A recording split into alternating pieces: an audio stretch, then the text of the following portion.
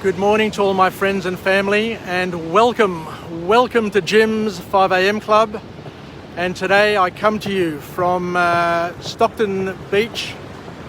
I've walked about maybe 2 or 3 kilometres down the beach to find this quiet, idyllic position. And we've got a couple of horses doing their morning jog. Looks like they may be racehorses. On other occasions when I'm here, I do see a fellow with a buggy taking his trotters for a bit of a walk, or a bit of a trot up and down the beach.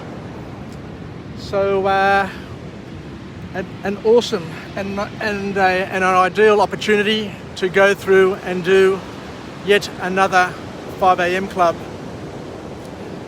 I did one a little bit earlier, and the beach was covered in sea fog. It was just one of those eerie mornings where the place was just all foggy and misty. So I did my walk, and now I'll head back up the beach and do another 5 a.m. club. And the book title that I'm planning to take you through now is called Originals. The book is called Originals, and the author is Adam Grant. Let me just turn this camera around so I can see you and we can chat away. So it's a beautiful autumn day. It's warm. The sun is just blaring, and it's just glorious. So for those who haven't been up here to Stockton Beach,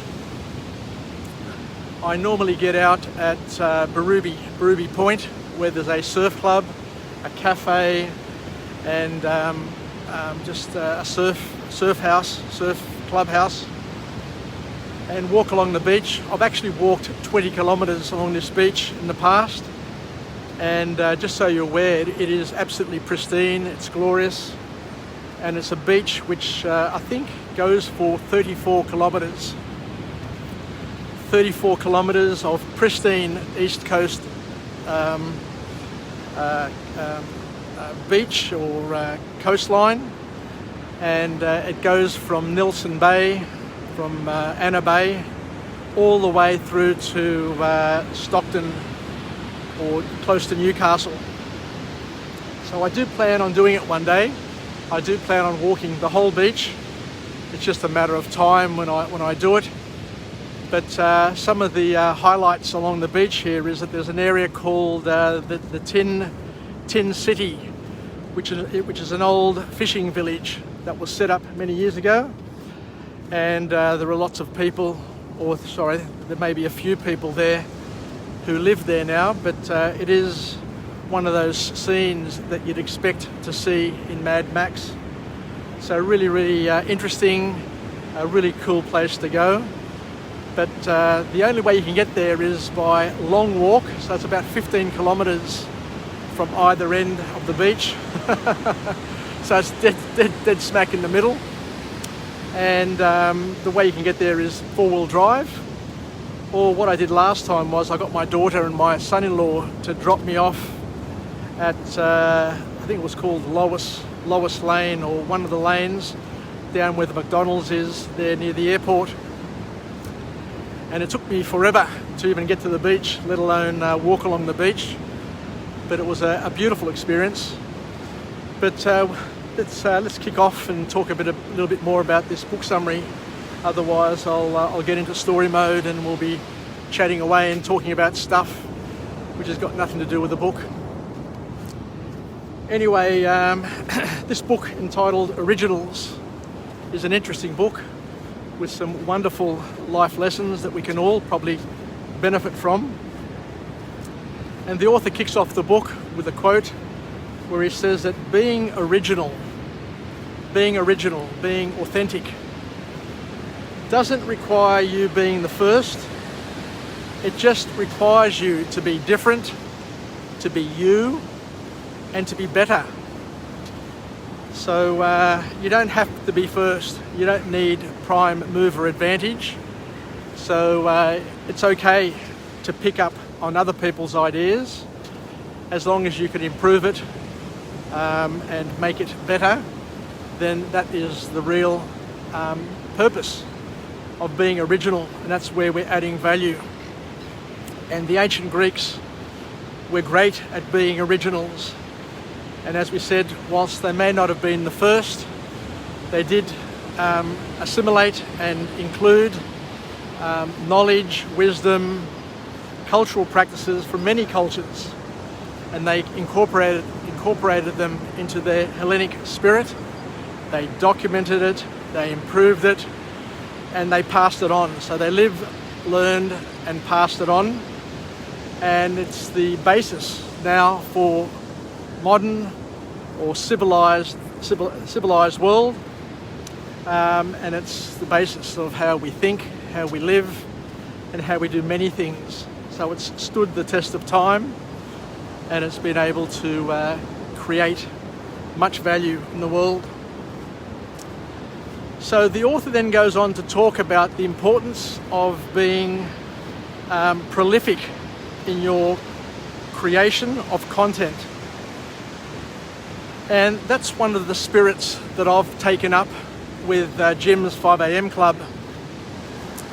One of the things I've pushed myself on is to be very, very prolific in my creativity.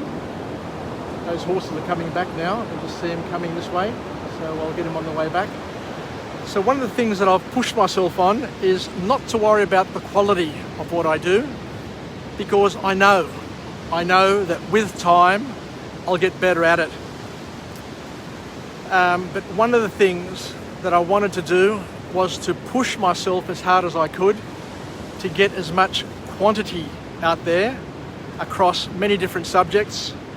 And my guarantee and my promise to each and every one of you is that if you can stick with me, I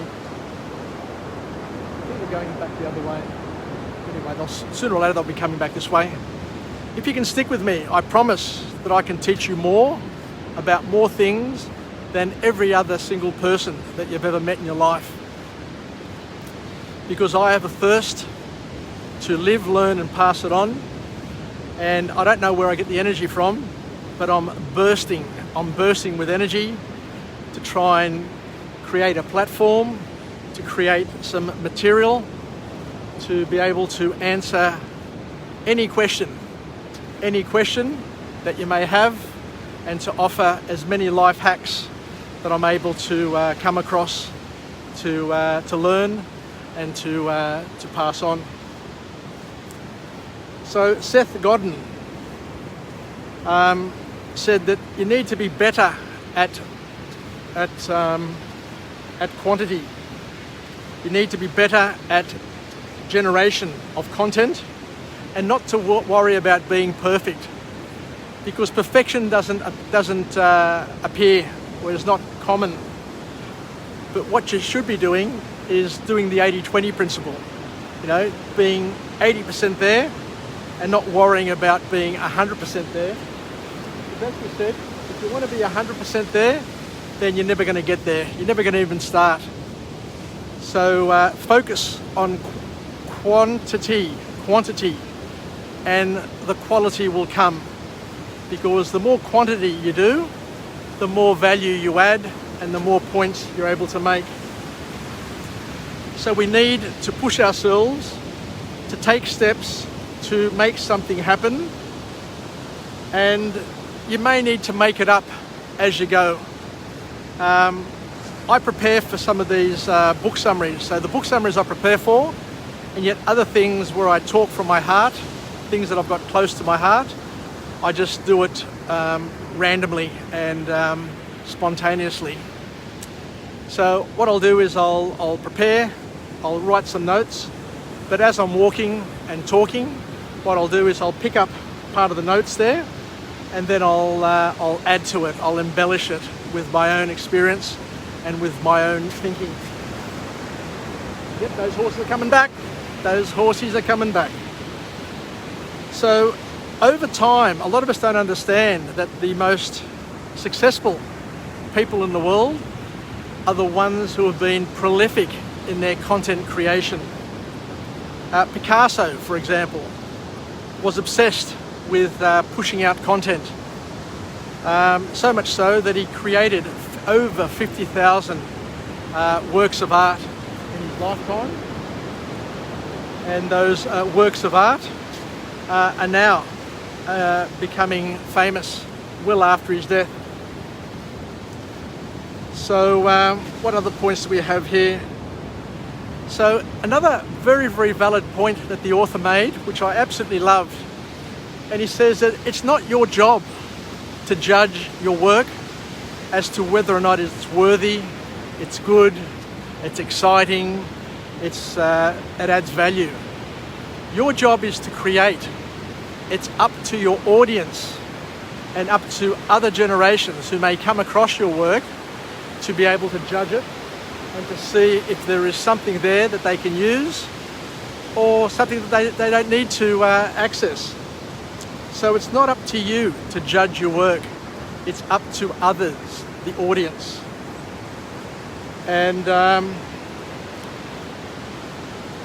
as we said, most people become famous after they die. So most people, interestingly enough, don't ever get to know that they're going to be, their work is going to be appreciated. They don't ever know that what they're doing is going to be revered, is going to be useful. But they just do it anyway. It's an act of love. It's an act of expression. So the call to action to each and every one of us is don't worry. Don't worry about the likes. Don't worry about the comments.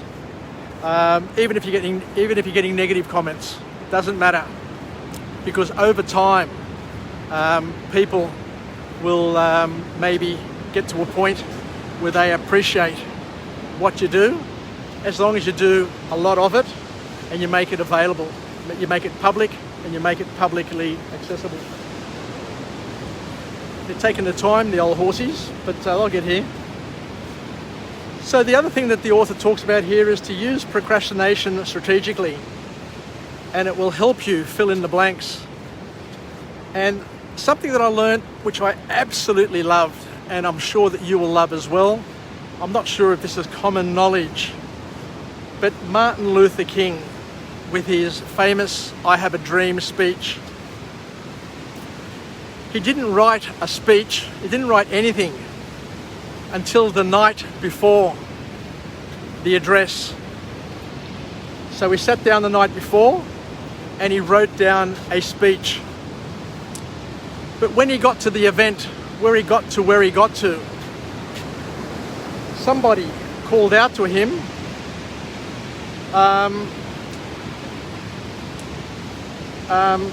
for him to talk about his dream. He didn't have "I have a dream." He didn't even think about "I have a dream" in his speech. So the stuff that he wrote down had nothing to do with "I have a dream." It's just one person called out to him, "Tell us your dream, tell us your dream." And at that particular point, interestingly enough, he abandoned his written speech and he just decided to talk unscripted, to talk from the heart and to talk about his dream. So he winged it. So it just goes to show that sometimes procrastination can work in your advantage. Well, the horses have gone the other direction again, so they're probably going up and down further away from where all the people are. So wow, how powerful is that? And it's called the Zegan Effect. Because what the Zegan Effect is once you start a task and you've got it mulling over in your head, what happens is that even if you're not deliberately thinking about it, your subconscious is.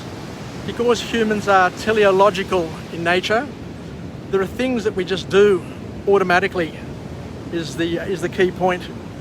So because we're teleological in nature, with this Zegan effect, what happens is that a task that we open, a task that we start, will be processed by your subconscious till you're ready.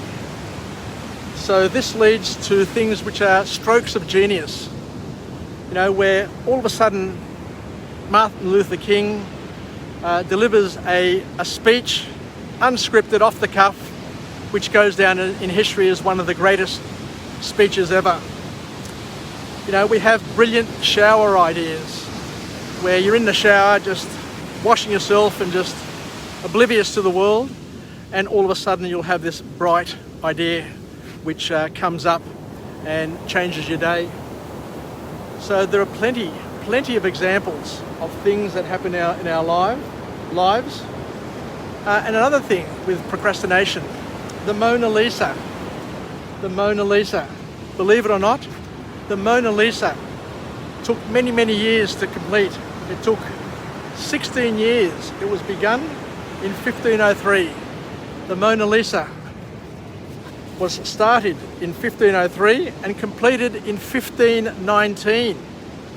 Such a small painting. I remember going to the Louvre back in 1982 as a 22-year-old and being both overwhelmed and underwhelmed by the Mona Lisa because it was so beautiful. I'll never forget it. But it was so small and so dark and covered in a glass box, but surrounded by people who had come from all over the world, like me, just to get a peek at the Mona Lisa. So it's quite amazing that things happen. They become strokes of genius which transcend generations and basically go down in history as momentous points of difference and momentous occasions. And the last point to come out of this book is that when you have an idea, regardless of how silly it is, regardless of how what's the word I'm looking for, how controversial it may be, what the author says here is that simply by repeating an idea over and over again allows us and allows our audience to become desensitized to whatever you're coming up with.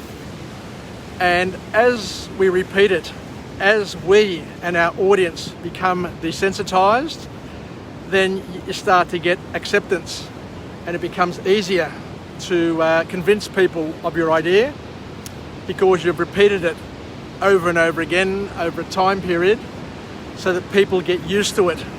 They don't push back on it anymore. It doesn't get caught up in the reptilian brain of, fight or flight or freeze. So the trick is to expose and re-expose your ideas because that's one of the way things get accepted, regardless of how controversial, regardless of how silly or crazy they may appear. And the last point to come out of the book here is that we have the importance of using common points of reference where you compare your idea to other ideas that have been accepted so that people can say, well, look, if we accepted something else, then why shouldn't we accept this? Because over time, people like to be consistent, and if you can show people and prove to people that it's happened before, then they're less likely to resist and push back. So I think that's about it. So thank you very much for joining me on Jim's 5 a.m. Club. I'm just heading back. I'm getting closer and closer to Barruby Point. You can see Barruby Point there in the background. I can't see those horses anywhere, so I don't think we're going to catch them on video, but you saw them at the beginning of the video.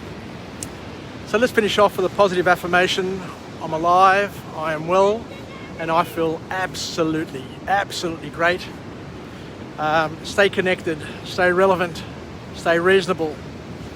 Stay excited is the key as well. Let's stay excited, and don't forget, regardless of what you do, if you love what you do, just pump out as much volume as you can, because it's not your job to judge things that you do. It's your audience's job, and not necessarily today's audience. It's not necessarily your Facebook or Instagram audience. Because of the multimedia aspects and the ability to store things online and for it to be retrievable on the internet across the planet. You know, there are billions of people who have access to the internet.